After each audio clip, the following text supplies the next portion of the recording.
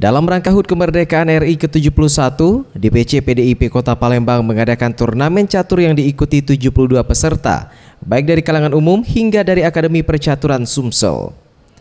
Menurut Zulfikri Kadir, selaku Ketua DPC PDIP Kota Palembang, ke depan pihaknya akan mengundang pemain catur junior dari seluruh kota dan kabupaten di Sumsel, serta para pemain master. Dan turnamen ini akan menjadi agenda rutin bagi PDIP Kota Palembang, sebagai bentuk bahwa PDIP melayani dan menangkap keinginan atau aspirasi dari masyarakat, menangis dan tertawa bersama rakyat. Nah, di sini kami sengaja membagi atau memberikan uang pembinaan kepada juara 1 sampai juara ke-15. Ini dalam rangka rangsangan kita kepada, jadi tidak hanya terbentur kepada juara 1 sampai 3, enggak.